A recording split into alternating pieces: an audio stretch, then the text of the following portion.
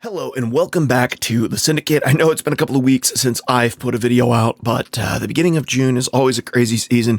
Family goes on vacation, we got stuff going on, but man, do we have cards to talk about. Every card from the upcoming set Legends of the Force has officially been released and spoiled, largely because the card database was released to content creators ahead of time. Someone blew threw up the flag on that and said, hey, all of the content creators evidently in some way, shape, or form are getting an advantage for things like big tournaments that are upcoming, or sort of global tournament that's upcoming for Star Wars Unlimited. And if we're going to release all these cards to everybody, because they then called that a leak, which I feel like it was sort of like a content creators package intentional leak versus like a genuine leak. Star Wars or Fantasy Flight just released all of the cards and said, hey, we want everybody to be on a level playing field, and because we had a leak, we think that would be unfair. From all of the stuff that I've seen, it seems like it was an intentional leak to content creators, probably for content purposes. And when they got called out on basically giving creators unfair advantages in upcoming tournaments because they had added time to prepare by seeing the cards that are coming up in the Legends of the Force, they decided to release all of them ahead of time. Whether that's true or not, I'm not 100% sure. It just seems like that's the case to me. Either way, what I like about it is that we got all of our leaders and all of our cards. Now, of course, I cannot talk about all of them in this video, so what we're going to do is take a look at the upcoming leaders that I have not talked about yet, and let's talk a little bit about what those things might look like in a Twin Suns format, how fun they might be to play in Twin Suns. We have a couple of really spicy and cool leaders in this set, so let's take a look. Let's come to the screen. Okay, so a couple of these leaders we have talked about. I think that we've talked about, I believe we talked about Darth Maul, Qui-Gon Jinn, I think Obi-Wan Kenobi, and I think there's one more villainy leader that we talked about. It's possible that we've only actually discussed 3 of them. I'm going to go through probably most of them. It's just these couple that I know that we've had a conversation about. I'm going to breeze through pretty quick. The first one is Kylo Ren, a new leader. We're going to look at the Vigilance leaders first. Vigilance, Villainy, Action. Exhaust, discard a card from your hand. If you discard an upgrade this way, draw a card. So this allows you some pretty quick filter, which is kind of interesting. Of course, blue villainy is a great thing to have in Twin Suns. On the backside, he flips on 7, which is late, even in Twin Suns. Let's be real, it's late. Force, First Order. I will say, I love the artwork on this card. Sort of like this scene, I think, where Kylo's fighting Rey is one of my favorite scenes in the new movies. It's the thing that made me love Episode 7. He comes out as a 7 resource flip on a 5/5 with Sentinel, which is awful. And then when deployed, play any number of upgrades from your discard pile on this unit, one at a time, paying their costs. So here's the thing. This is really bad. This is just bad. It's interesting because you figure you flip him on 7, if you've discarded maybe 2 to 3 good upgrades throughout the game that sort of let you sift through your deck as you went, then you could play those things onto Kylo, but it was probably just more valuable for you to have played those things on one of your units and then had them go to your discard when your unit died. So it makes his front just seem really sort of silly. I guess maybe there's some value in sifting, especially in Twin Suns. The flip side is just like, yeah, you're taking your entire turn basically here, right? You're flipping him and playing 2 to 3 upgrades. You're probably looking at 5 to 7 resources for those 2 to 3 upgrades. Let's say you put 2 lightsabers on him. In many cases, that's going to be 5 to 7 resources there alone. Let's say I throw, I don't know, Kylo Ren's lightsaber, which is a new one. And let's say I put the Fallen lightsaber. The image is cool. The idea is cool. But in the end of the day, there might be some like sneaky stuff you can do with some of like the newer upgrades that make him sort of impossible to defeat for a turn. But man, and maybe there's a world where you could play like a bunch of 1-cost upgrades, but because you're not playing these things for free, you're not getting a discount on these upgrades when you're flipping him. He just seems a little late in the game, probably both for standard play and for Twin Suns. Mother Talzin, she reads action, use the force, and then give a unit -1/-1 this phase. She flips on 5, which is much more reasonable as a 3/7. So, we see 4/7s on 6 with the force trait pretty often. There's a big difference between 4 attack and 3 attack, though. A 3/7 feels so much weaker body-wise than a 4/7 does to me. I know it's only 1 point of attack. It feels like more than 1 point of attack, but flipping on 5 is good versus flipping on 6. So on attack, you may give a unit -1/-1 this phase. I could see this being a really valuable card in a standard format, maybe less so than Twin Suns. I do think the front is interesting. If you have a reliable way to generate the force, like with a high level of consistency, this is basically a 1 point ping with an upside. The downside being that it goes away. And so, if you're actually removing something, it's great. If you need to trade into something, it's great. If you are just throwing out the 1/1, -1/-1, goes away at the end of the phase because your opponent buffs it or heals it or prevents you from removing it, not so good. And so Mother Talzin, I think, an interesting card. I like it a lot, but I don't know that it's, an overly super powerful unit to be playing. But it is nice as a force unit that flips on 5. Ahsoka, so our first heroism vigilance. Ahsoka Tano has used the force token, give a friendly unit shield for this phase. Or sentinel, rather, not a shield, a sentinel. So here's the thing. I think this card is super weak. However,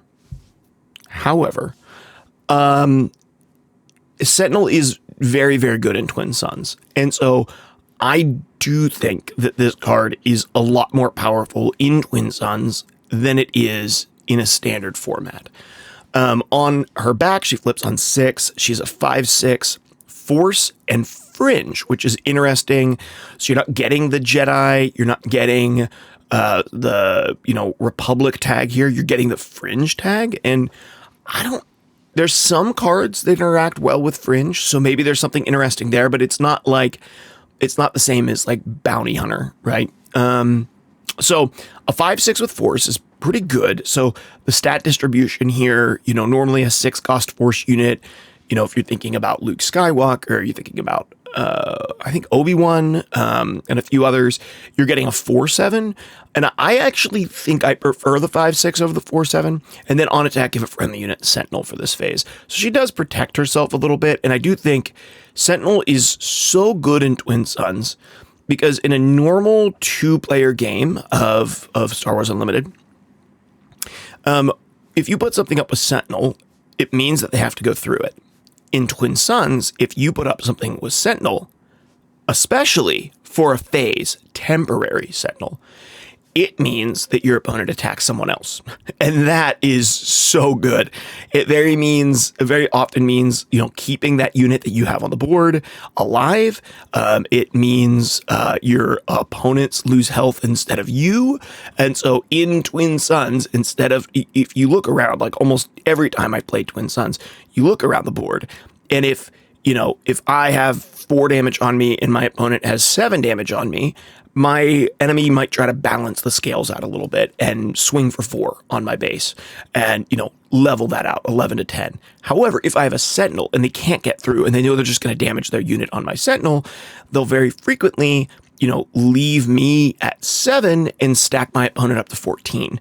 And I think that is incredibly valuable in Twin Suns. So I actually like Ahsoka in Twin Suns more than I like her in standard, and I think that if you have a reliable way to create the force in a Twin Suns deck, you're gonna like Ahsoka.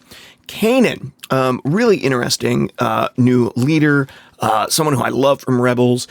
Action, pay 1, give a shield token to a creature or a Spectre unit. So finally, some new Spectre synergy here. I think this is super interesting to run with Hera. I think that's super fun. Kanan and Hera as your leaders with all the Spectre units. Let you play, green, blue, maybe you toss in some red, or maybe you don't do that. You play, I think that red is good because, you get run a copy of Force Throw and some other things. But it's also reasonable for you to do like double blue, maybe. And then because you have Hera, you can still run your red and your yellow units from your cunning and your aggression units that are specters. So I think that's interesting. He flips on 6 as a 3/6. So once again, usually we would flip on 6 as a 4/7, but he flips on 6 as a 3/6 and he's shielded, which is pretty good. If you think you get like an 8-point stat distribution on like Aiden, who has a net positive ability. She's a 4/4, flips on 6, and is shielded. You have 1 more attack, 2 less health, which arguably is better for shielded. You don't need as much health whenever you come down shielded. But Kanan can't be removed through like takedown. And so a 3/6 with a shield is pretty strong. And then while you control another creature or a specter unit, this gets +2/+2. And I think in Twin Suns, you're very frequently going to have that, especially because you can shield them here. And I think that you run a lot of creature, a lot of specter units. I think you might run this theoretically with Hera, putting out Ghost, flipping Kanan and Hera all in the same turn. Meaning that Kanan is now coming out as a 5/7, which is very, very strong with a shield. And Hera can, distribute XP points. Your Ghost can distribute shield tokens. So I think Kanan Hera will be probably one of the first decks that I build. And I love this. I love the theme. I love Kanan, but I also think he's just really strong. Okay, let's move on to our command units here. Morgan Elspeth, or Morgana Elspeth, rather. Action, choose a friendly unit that attacked this phase, and then play a unit from your hand that shares a keyword with the chosen unit. It costs 1 less. Now, in a Twin Suns list, it is harder to run one of these tribal decks, but I think you could run her in an Imperial setup with maybe, what's his name? It's not Pre Vizsla, it's the other guy, the other Mandalorian. I think you could run her with that, and then you're always going to be attacking with Imperials, and she's an Imperial. And so I think that you could run her in like a really strong, maybe green, black, red Imperial list, kind of like what I had made with that. I keep thinking it's Pre Vizsla, but I know that's the other leader. It's I'm going to forget its name. If you know exactly what I'm trying to dig at, just post it in the comments, because then I'll look silly for not being able to remember it. And then, I ran it with that and then Grand Moff Tarkin. I think that you could run Morgan with Grand Moff Tarkin as well, because he wants to buff Imperials. You could play around Imperials. And so, you attack with a unit, then you exhaust her to play that unit for 1 less. And then you use Tarkin to buff that unit for the cost of 1. And so, like, you're playing an on-curve unit that comes out with an experience token through this strategy and allows you to keep stuff out. I think that's interesting. She's a 5-resource 3/6 that comes out with Force. I think that's good enough. And 5-resource 3/6 is not bad. Once again, we'd be 6-resource 4/7 with Force usually. So I think Morgana Elspeth actually has a pretty good shot at being a really good Twin Suns list. I would just play a full-blown nothing but Imperials list. Every one of my units would be Imperials.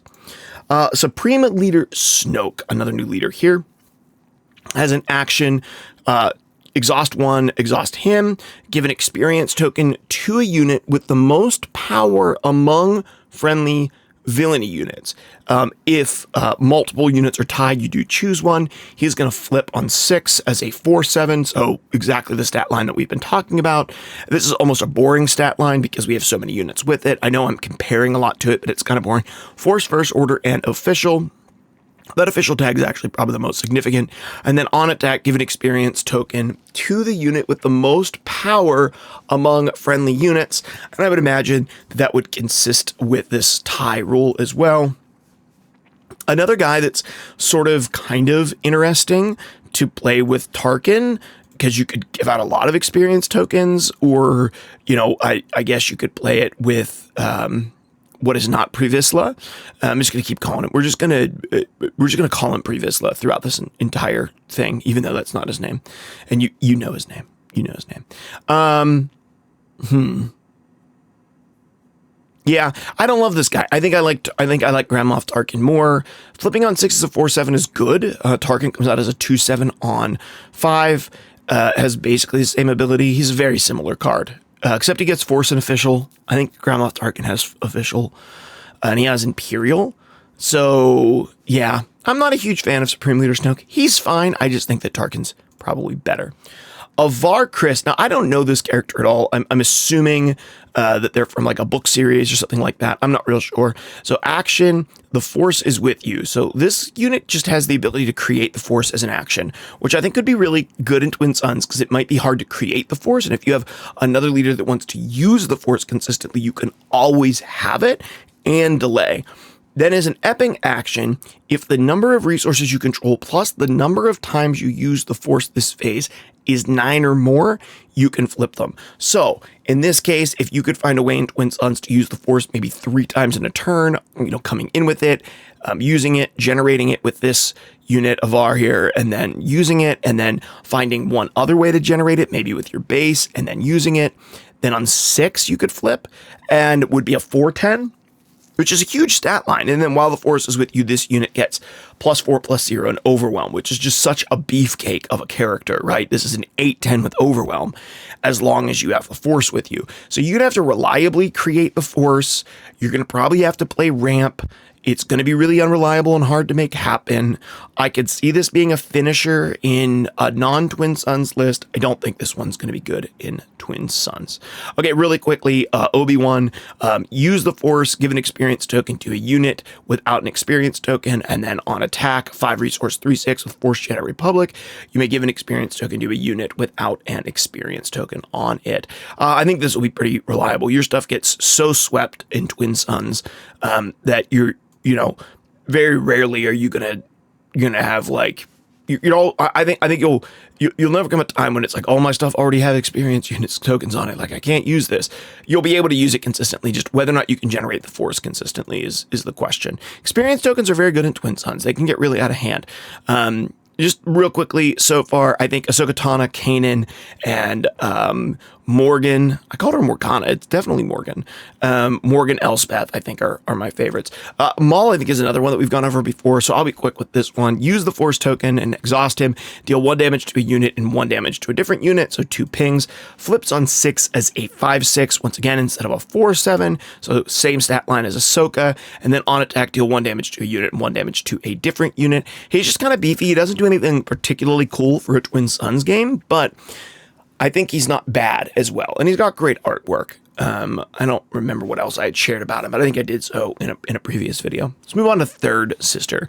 So Third Sister has an action. Play a unit from your hand. It gains hidden for this phase. It cannot be attacked for this phase unless it has a Sentinel.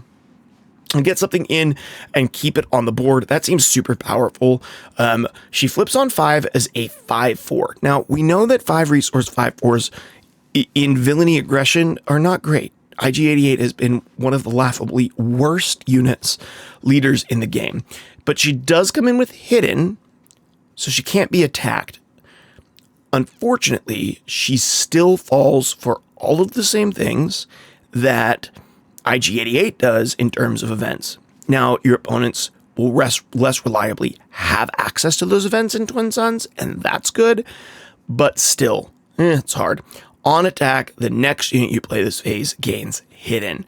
I think that this strategy is probably much more powerful in, say, in a standard format than it probably is in Twin Suns. I'm yet to see how much I like hidden. I love the idea of hidden. When I used to play the Elder Scrolls Legends, it's kind of what I got started making content on, really after Hearthstone. I love the Shadow Lane in that game, which is basically hidden for anything played on that side of the board. So picture like everything in space gets the hidden keyword. The whole game, was kind of structured around that. This does something kind of similar to that a little bit. I think that's interesting, and I like hidden. But once again, I think just a weak body, your opponents are going to just wipe her out. I would much rather see her be like a 4/4 for 4 or even like a 3/4 for 4 and like just get her out earlier to use her ability earlier. I don't like her at 5. Too many options. Kit Fisto, one of my favorite units, and they did him bad with this artwork. I do not like this artwork. It could have been so cool. He just kind of seems washed out and his face is awful. Kit Fisto, he looks like a meme. Action, you can exhaust a resource and exhaust him. If you attacked with a Jedi unit this phase, deal 2 damage to a unit. So I think that there's a really cool opportunity here to play a super Jedi deck now that we're going to have all of these additional Jedi. And I think that Kit Fisto, maybe combined with somebody else that can do some pinging. The interesting thing is like the other stuff that can do your pinging, right? Like your Mace Windu and your Luke from set 4. A lot of the other things that do pinging, you're going to be playing double aggression. I don't know that you ever really want to play double aggression in Twin Suns. It just isn't valuable enough. But if you're playing a lot of Jedi, yeah, maybe you're playing yellow, blue, red. And I don't know, maybe there's some other stuff that's out there that could synergize well with Kit and like add on to that damage. But I mean, he plays very well with Mace Windu. So from set 3, it flips on 5 as a 1/6 with Saboteur, and this unit gets +1/+0 for each other friendly Jedi unit. Here's the thing with this, guys, both in Standard and in Twin Suns, it is not easy to keep a board. And when your opponents know that on 5, you're going to be flipping a Kit Fisto, and you have 3 Jedi on the board, they're going to wipe those Jedi out on turn 4. And if you're ramping to get to this earlier, then you're not going to have the resources to play out Jedi, and he's going to flip as like a 2/6. So I don't think he's very good. I don't think he's very good at all. Maybe if you played him with another 5-cost flipping Jedi. Do we have another 5-cost flipping Jedi in this set? This is a 6. This is a 6. 4, 6. We don't. So, yeah, I'm not... He's a Jedi 5. Okay, maybe you could play him with Anakin. Maybe there's a world where you could play him with a new Anakin. We'll talk about that when we get to him. But yeah, I don't think he's great. You flipped him with Anakin, at least, you get the guaranteed +1 attack. That is nice because you have 2 Jedi leaders, but yeah, not hot on Kit, which is sad. Rey, which I think is a really sick artwork. I love the idea of sort of an aggression Rey. I don't know that it fits her character very well at all, but it's super cool. Action. If you played a non-unit force card this phase, deal 1 damage to a unit. I don't know how often you're going to do this in Twin Suns. Twin Suns is so board-centric, it's just rare for you to play a lot of non-unit cards. You play a lot of unit cards in Twin Suns in my experience, so I don't think our front ability is going to be used very often. Her back ability, a 7 resource 6/8, so it's a chunky boy, right? That she's pretty powerful as a 6/8, but she's not shielded. She doesn't have Sentinel. She doesn't have Overwhelm. She's not pushing damage. She's not protecting you. She's not protecting herself. Eesh. By 7, your opponents have a lot of ways to deal with this. And then 1 deployed, you may discard your hand if you do draw 2 cards. Don't like that at all. Don't ever want to do that in Twin Suns. Don't want to play Rey in Twin Suns at all. Okay. Barriss Ophi? I don't know this card. Is it Baroness? Barriss. I don't know. I don't know this character. If you do, in the comments, let me know what they're from, please. Action. Use the Force, so you lose your token, and then play an event from your hand, and it costs 1 less. That's a very appealing ability. That is a very appealing ability for Twin Suns, mostly because you are so board-centric in Twin Suns that it's hard to afford a lot of actions. And if you can play an event for 1 less, it's easier to squeeze in. I like that. She comes out as a 6 resource 4/7. We said the stat line is standard but boring. She is a Force Jedi Republic. That's really interesting. That's not a misprint, right? Shouldn't she be a separatist? I must not know this character. Or maybe I do, and I'm just not remembering knowing this character. Is this a Clone Wars era character? There was like one, I don't know who this is. Point is, let's read her. So action, use the Force, which you can do any amount of times and play an event. From your hand, it costs 1 less. You have a reliable way to get the Force. This is actually a really good card and super valuable. Once again, it's just a straight up 4/7. So, you're not really getting a lot out of her when she flips outside of a 4/7 body on 6. If you could pair this with another 4/7 body on 6, be great. But I think that you play it for a front, honestly, in Twin Suns. I think you play it for a front, and if you find a relatively reliable way, I think if you could discount 3, if you could use the Force 3 times and discount 3 events, I think she could be worth playing as a 4/7 on 6 with Force. The Grand Inquisitor, a new version of the Grand Inquisitor with much better artwork, action, use the Force, attack with a friendly unit, the defender gets -2/-0 for this stack. I actually like this ability a whole heck of a lot in Twin Suns. I think it's very good in Twin Suns. You do a lot of trading in Twin Suns. This just keeps your board alive longer, and that feels very good. And it doesn't cost you any resources to do it, just that Force token. So if you get a good way through your base or through some other form to generate Force really consistently, I think the Grand Inquisitor front side is great. On the back side, he's a 3/5 with a shield. So this is the same as like your Iden Versio 4/4 shielded. This is a 3/5 shielded.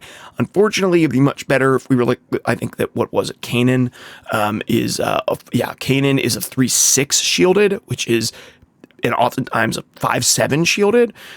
This is always just a 3/5 shielded, and it can get removed by takedown and stuff, which does not feel good on your 5 drop, your 5 flip. And then the defender gets -2/-0. So you can't even pass that out to other people.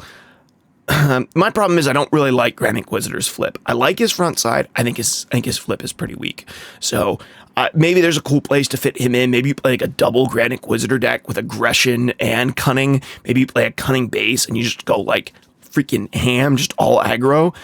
But that's not very good in Twin Suns either. You kind of need a variety. You need a little more mid-rangey, some survivability.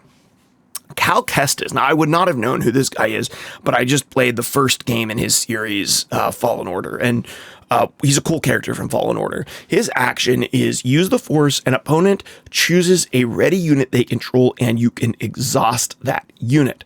And then he flips on 4, which is interesting, as a 3/4. I actually like that stat line. I like the 3/4 for 4 stat line. And then an opponent on attack chooses a readied unit they control, and you exhaust that unit.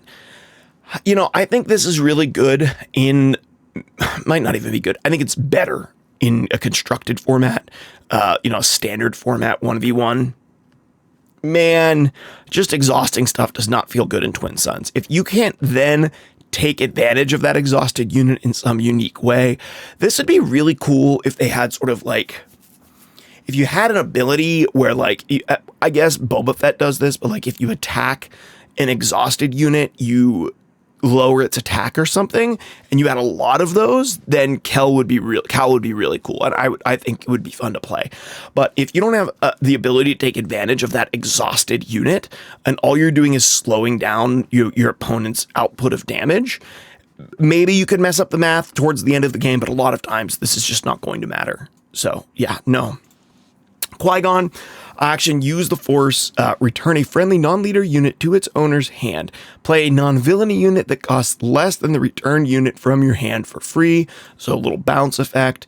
And then when this unit completes an attack, you may return a friendly non-leader unit to its owner's hand. Play a non-leader unit that costs less than the return unit from your hand for free. We've talked about this already. 6 resource 4/7, the same stat line as all of our other normal Jedi, so nothing special there. But this ability to mount stuff is really, really cool. It just seems like it's going to be much better in a highly consistent non-Twin Suns deck.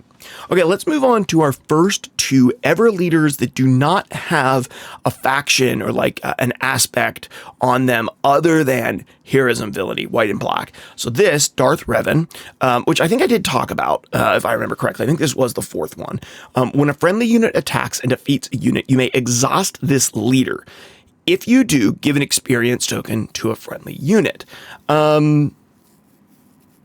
Okay.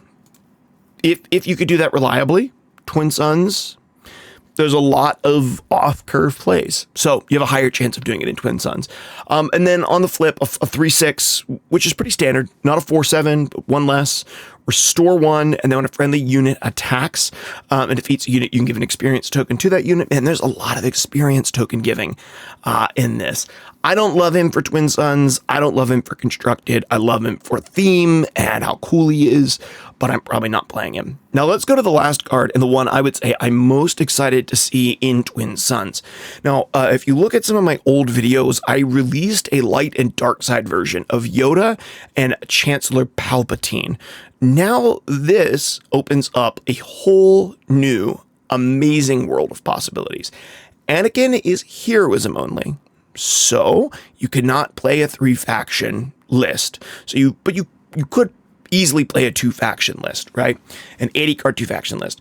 Anakin Skywalker, tempted to the dark side. Action, use the Force. Play a villainy non-unit card from your hand, ignoring its aspect penalties.